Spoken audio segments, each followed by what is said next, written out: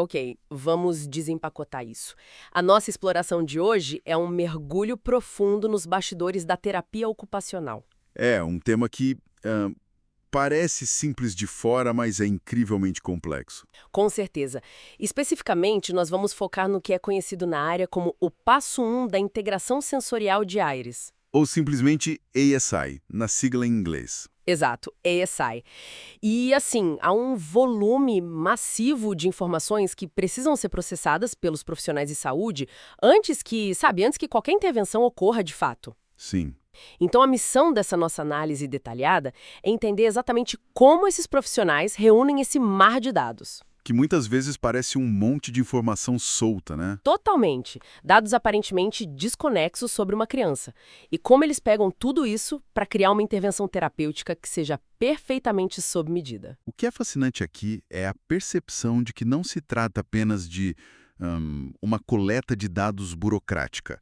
Não é só preencher caixinhas em um formulário clínico, sabe? Sim, nossas fontes mostram bem isso. Exatamente. O material que estamos analisando, que são trechos do Guia Clínico para a Implementação da Integração Sensorial de Ayers, Especialmente o capítulo 2.1, né? e isso, o capítulo 2.1, a literatura lá aponta para a construção de uma fundação que é absolutamente crítica. A proposta ali não é ler um simples diagnóstico médico, é entender o processo de organizar o caos de uma vida inteira. E o texto do guia deixa muito, muito claro que sem uma descrição clara e completa do histórico da criança, Do histórico e do desempenho diário dela, certo? exato, nas atividades cotidianas, sem isso torna-se essencialmente impossível adaptar a intervenção de forma eficaz. Cada pequeno dado recolhido serve como base. Cada dado é uma peça do quebra-cabeça para compreender as forças e os desafios, orientando tudo o que virá depois. Mas, sabe, essa dependência de um histórico tão detalhado levanta uma dúvida prática na minha cabeça. Qual seria? Como os terapeutas ocupacionais estruturam esse primeiro passo sem se perderem na sobrecarga de informações? É uma ótima pergunta. Porque organizar o que parece ser um emaranhado de comportamentos e históricos familiares em um roteiro claro exige um método muito robusto. E é nesse ponto que o guia introduz a lente do chamado perfil ocupacional. O formulário 2.1.1 Esse mesmo. Esse formulário atua como o ponto de partida oficial para o processo de avaliação. É evidente que ele documenta as informações demográficas básicas. o que é padrão em qualquer ambiente clínico, né? Idade, nome, essas coisas. Sim, o padrão. No entanto, o aspecto notável é a rapidez com que o documento avança para áreas muito mais sutis. Muito mais complexas da vida da família.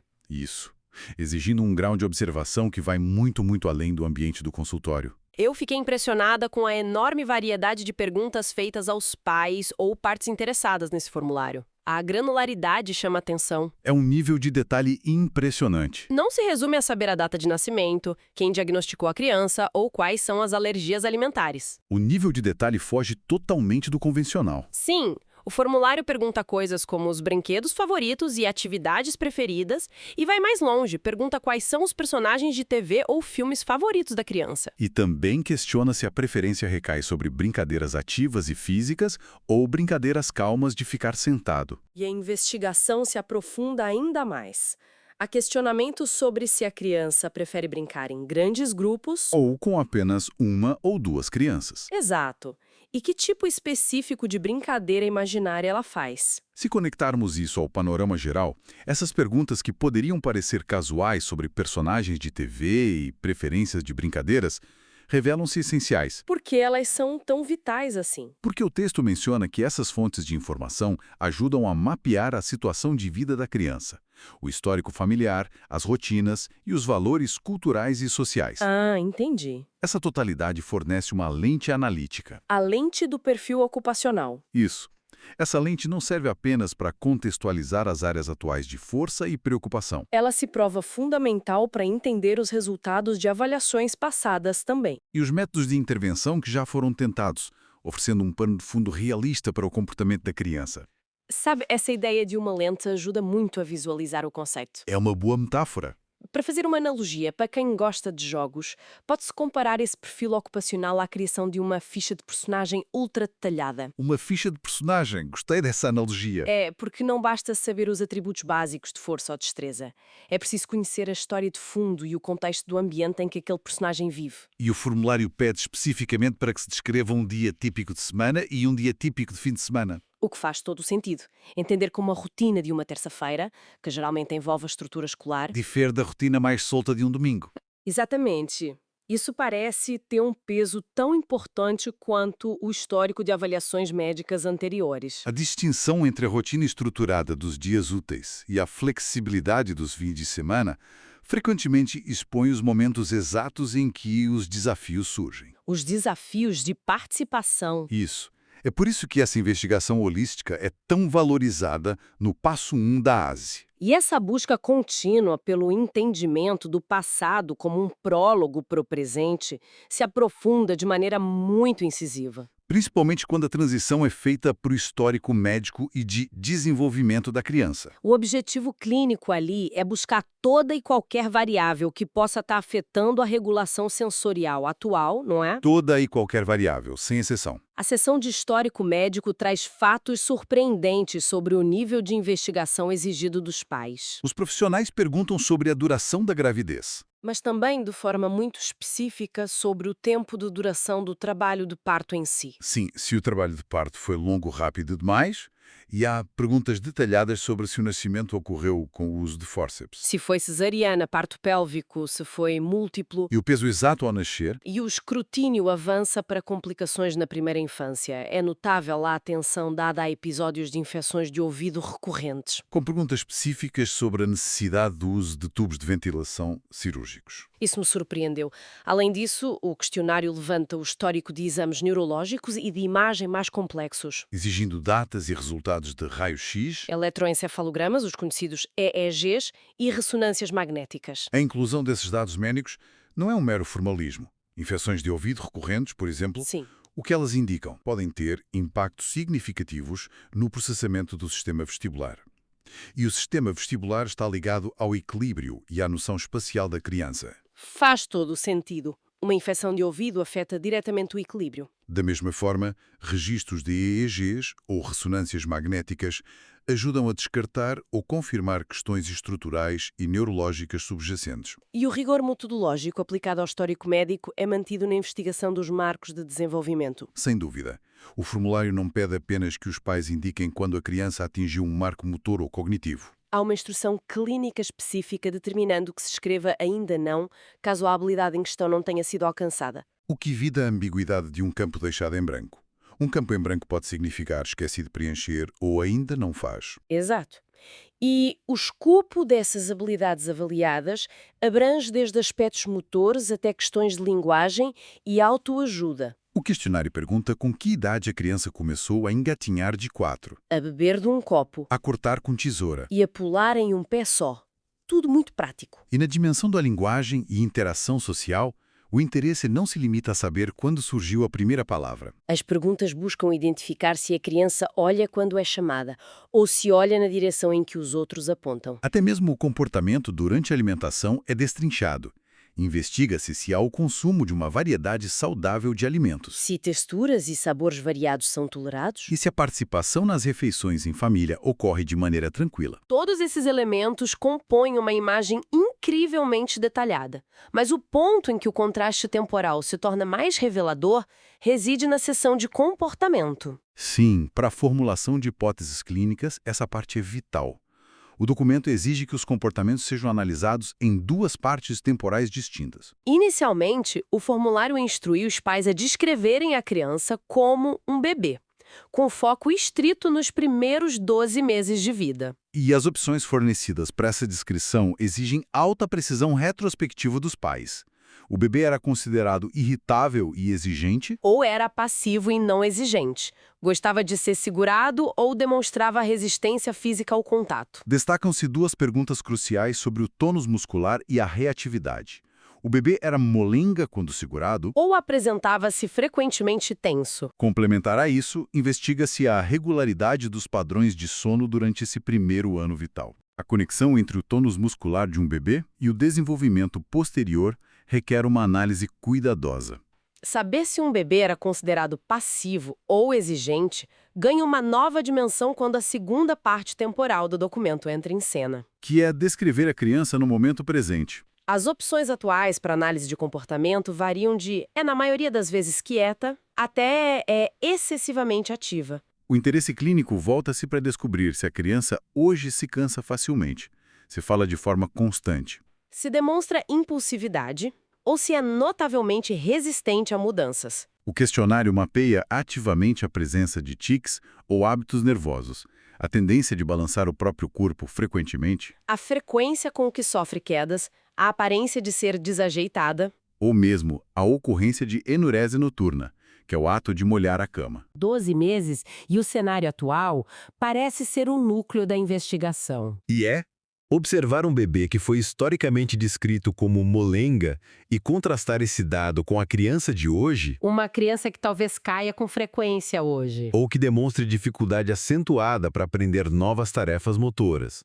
Isso permite inferências riquíssimas. Nada nas páginas desse formulário existe sem um propósito investigativo, pelo que vejo. A presença de medos incomuns ou a rapidez com que a frustração surge na rotina atual da criança, Cruzada com a informação retrospectiva de que ela resistia a ser segurada quando bebê. tudo isso fornece o substrato para formular hipóteses clínicas fundamentais.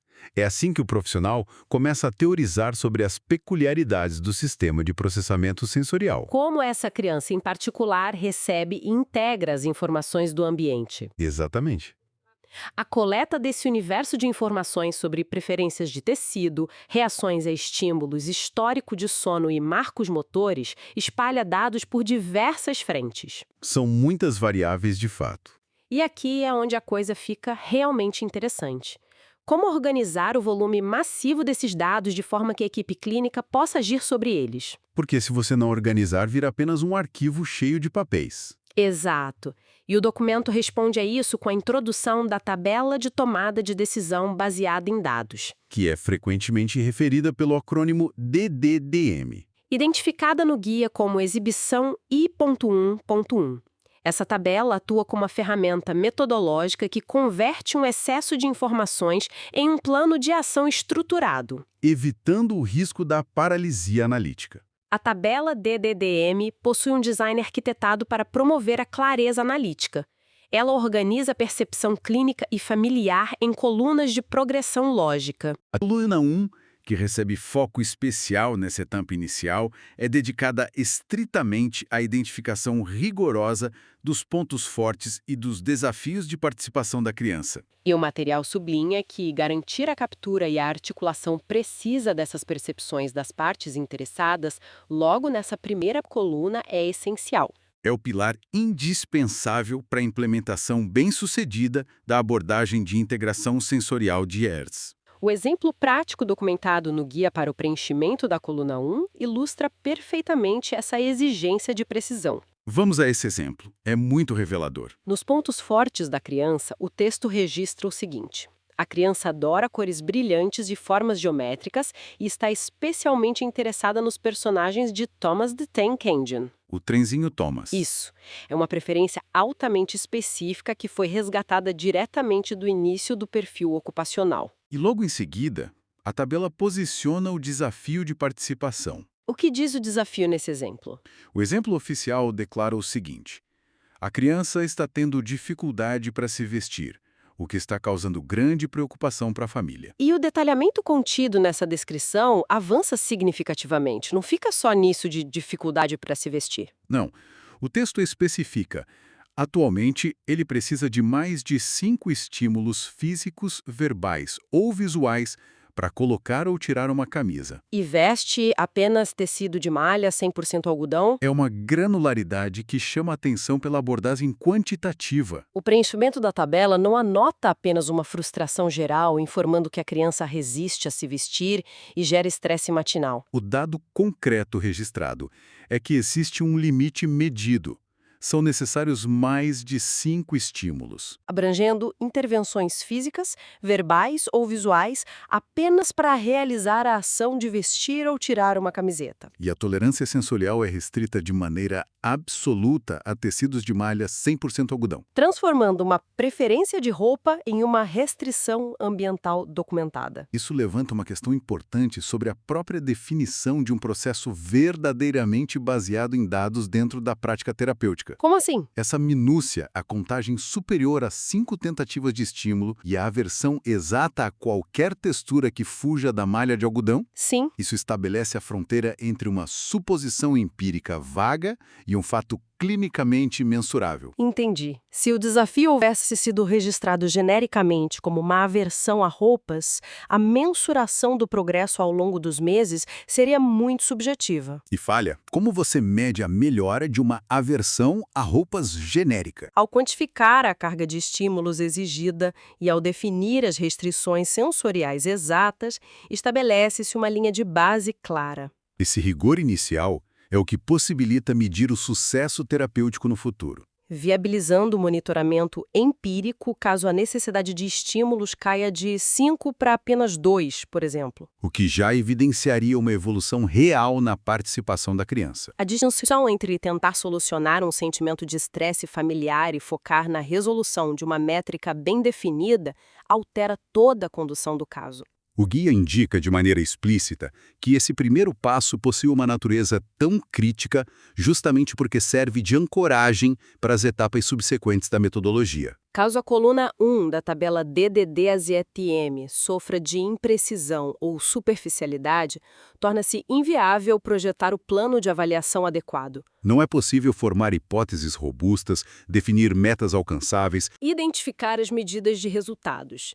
e, por consequência lógica, implementar a intervenção ou monitorar qualquer resposta a ela. A integridade de todo o processo depende da solidez dessa base inicial. O material analisado conclui essa sessão resumindo a filosofia subjacente a essa prática metodológica. O primeiro passo do processo DDDM não se destina unicamente a uma extração fria de dados clínicos. A literatura defende que essa etapa reflete a necessidade incondicional de uma compreensão profunda da criança. O que exige um reconhecimento equilibrado das suas áreas de força e de preocupação. O sumário do capítulo enfatiza que esse nível de detalhamento marca o início oficial da construção de uma parteria. Onde o trabalho ocorre lado a lado, com as partes interessadas para fomentar o desenvolvimento de um programa de intervenção que seja genuinamente significativo. E estritamente individualizado.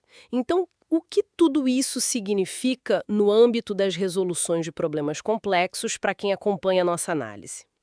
É uma transposição muito interessante. A estrutura demonstrada pela terapia ocupacional revela padrões valiosos sobre o tratamento de múltiplas variáveis em sistemas onde o fator humano é central. A colaboração com as partes interessadas transita de uma mera formalidade para o mecanismo principal de obtenção da verdade fundamental do caso. Além disso, a ordem procedimental carrega uma lição metodológica muito forte. Qual seria a principal, na sua visão? A priorização da identificação dos pontos fortes, como o fascínio por formas geométricas e o hiperfoco em um interesse visual específico, antes de focar apenas no desafio de participação. Mapear as rotinas diárias com precisão cirúrgica, assimilar as nuances dos valores ambientais e converter comportamentos reativos em métricas auditáveis. Demonstra ser um caminho altamente eficiente, o que poderia parecer inicialmente como uma hiperorganização causadora de sobrecarga. Na verdade, atua como um funil estrutural, que isola o ruído, organiza o caos informacional e pavimenta o caminho direto para soluções efetivas. A eficácia desse modelo repousa na capacidade de absorver a complexidade intrínseca do comportamento humano, sem ceder à tentação de simplificá-la de forma que se perca o contexto. A metodologia respeita a individualidade e as particularidades culturais do sujeito avaliado. Simultaneamente, em que estabelece parâmetros rígidos e auditáveis para o trabalho clínico que se desdobrará. Trata-se da execução prática da empatia detalhada, alinhada aos fundamentos da ciência de dados aplicada ao desenvolvimento. Fica aqui uma reflexão provocativa para levarmos adiante após a análise destas diretrizes clínicas. Vamos lá!